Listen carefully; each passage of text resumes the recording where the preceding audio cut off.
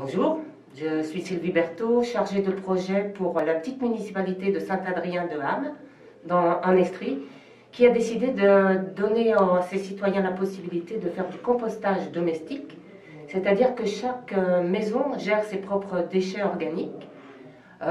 Donc il n'y a pas de bac brun, il n'y a pas de collecte, et on fait une éducation à la base, donc on va avec un petit guide très simple, le compostage simplifié en quelque sorte, qui permet d'éviter certaines problématiques. Donc on ne met pas bien sûr de viande ou de produits laitiers, mais c'est aussi de faire très simple sans brasser le tas. Donc la clé du succès, c'est comme en forêt qu'il n'y a pas de problème d'odeur en forêt parce qu'il y a un beau mélange de matières carbonées et de matières azotées, c'est-à-dire de matériaux qui sont secs comme des feuilles mortes ou du vieux foin, et des matériaux frais qui sont comme les épluchures de table, les restes de plantes et tout ça. Donc si on copie la nature, on met à peu près au moins autant de matière sèche que de matière fraîche. Ça recouvre le temps, on ne voit pas ce qui s'y passe, mais c'est surtout que ça donne lieu à une dégradation aérobique, c'est-à-dire que grâce à l'oxygène, cette transformation de la matière ne dégage que du gaz carbonique. Contrairement à l'enfouissement des matières organiques, dans un site d'enfouissement, ça génère des gaz à effet de serre assez importants, dont du méthane pour 50% à peu près des gaz qui sont dégagés. Et ça, c'est beaucoup plus dommageable que le gaz carbonique qui est fait quand la matière organique se dégrade en milieu aérobique, donc en présence d'oxygène. Et quel est le désavantage du bac brun, la collecte? Alors, le bac brun, c'est que déjà, ça fait un autre gros objet à gérer chez soi. C'est-à-dire, il y a déjà 3 bacs qui ne sont pas vraiment, 2 bacs qui ne sont pas esthétiques. Ces gros mobilier urbain, en quelque sorte, qu'on voit partout. Donc, le bac brun, il n'est pas fait pour composter. C'est un bac en plastique, il est fait pour transporter la matière organique. Il n'a pas de prise d'air, c'est-à-dire pour que... Il n'y a pas les conditions optimales pour que ça transforme la matière organique, c'est juste pour la déplacer ailleurs où ça va être composté, dans des plateformes de compostage. Mais comme les gens ne sont pas impliqués au niveau du savoir-faire que ça représente, des fois il y a un petit peu n'importe quoi dedans. Des fois les consignes ne sont pas assez précises données aux gens non plus pour savoir qu'est-ce qu'ils peuvent mettre, ne pas mettre. Et donc... nous, on a eu une bourse la Fondation pour une Terre Humaine, par exemple, d'Europe, qui au début ne voulait pas nous subventionner parce qu'elle a dit le compostage collectif, on ne veut plus subventionner ça parce que c'est fait un compost de mauvaise qualité. Parce que justement, il peut se retrouver dedans des déchets qui ne sont pas souhaitables, donc qui contaminent l'ensemble de la masse. Et c'est pour ça qu'on a des montagnes de terreaux, mais leur valeur intrinsèque, je ne sais pas, ça n'a pas la qualité, première qualité AA, par exemple. Contaminé par quoi, par exemple? Ça peut être toutes sortes, des résidus de plastique, ça peut être aussi des matériaux qui vont dégager des substances, donc ça peut être du bois verni, ça peut être même des piles parfois qui sont mis par mégarde ou par méconnaissance. Et on le voit même sur des plateformes de compostage élaborées. Il y a une masse de résidus qui sont après séparés après une première fermentation par un convoyeur qui enlève les gros matériaux. Et ça ne peut pas faire un compost de bonne qualité, un terreau qu'on pourrait mettre dans notre potager, par exemple. Mais aussi, des fois, c'est parce qu'il y a des mélanges de cendres industrielles ou de boue de municipalités ou différentes provenances, comme des résidus de matière organique dont on ne sait pas quoi faire et qui sont amalgamés.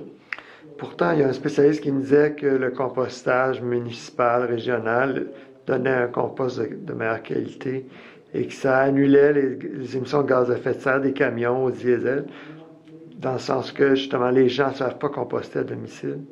C'est ça. Donc, nous, la démarche de notre petite municipalité, c'est un projet pilote et on a vraiment axé sur la communication pour que les gens soient heureux de participer, mais aussi pour qu'ils aient les bonnes façons de faire. Donc, ils ont un petit mémo de frigo, ils ont eu par la municipalité le petit bac de comptoir donc pour déposer les matières dans la cuisine. Et le petit mémo frigo dit qu'est-ce que je peux mettre ou ne pas mettre. Quelles sont les erreurs à éviter, justement? quand on composte à la maison? Par exemple, de ne pas mettre que des matières fraîches. Un exemple, s'il y a des résidus de gazon, idéalement on le laisse sur le sol, ça c'est l'herbicyclage. Mais si pour une raison ou une autre, on est parti en vacances et que ça nous fait un gros tas, si on le laisse tout seul, il va pourrir. Parce qu'il n'y a pas d'oxygène, il y a trop de matières azotées qui vont se dégager en ammoniac. Puis la nature est bien faite, l'odeur nous signale un danger. Et puis ça va attirer des moucherons. Par contre, si cette même matière, on l'intercale avec des feuilles mortes ou du vieux foin, il y aura les conditions idéales entre la teneur d'humidité et la teneur en oxygène pour que le pourrissement devienne une fermentation agréable. Donc ça, c'est souvent le problème. Les gens ne mettent pas assez de matière sèche, de matière carbonée, pour ce bon équilibre. Pour en faire tout le long de la saison chaude ou même en hiver, le plus simple, c'est quoi? C'est d'acheter un ballot de paille et de mettre une couche à chaque fois qu'on vide notre bac de cuisine? Oui, alors dans nos campagnes, il y a beaucoup de feuilles. C'est facile de ramasser 3-4 sacs de feuilles qui vont nous servir à l'année, ou une belle de vieux foin. Donc 2-3 vont servir suffisamment pour l'année. Puis ce qui est merveilleux aussi, c'est que ça nous permet de recouvrir le tas. Pour les âmes sensibles, on ne voit pas ce qui s'y est produit. Mais aussi, mettons, si je mets des pommes pourries, il peut venir des guêpes qui vont chercher à manger les restes du fruit. Mais si je mets tout de suite une poignée de feuilles ou de vieux foin, elles n'ont pas accès à la matière. Donc ça a beaucoup d'avantages. Et puis, c'est pas du foin, c'est de la paille quand même. On peut mettre du foin, on peut mettre de la paille, ça dépend ce qu'on a aussi d'accessible dans la région, parce que nous on a moins de céréales souvent, la paille est plus recherchée. Donc c'est toujours une couche de matière verte vivante et une couche brune matière sèche. C'est ça. Donc ça réunit les conditions optimales pour faire un compostage passif, c'est-à-dire on n'a même pas besoin de brasser le tas. Ni de le recouvrir.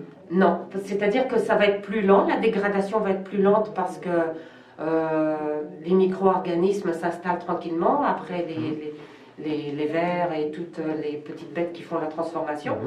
Mais si on veut l'accélérer le processus, c'est sûr qu'on peut brasser le tas et puis dire moi je le veux en 4-5 mois, mais sinon c'est pas grave.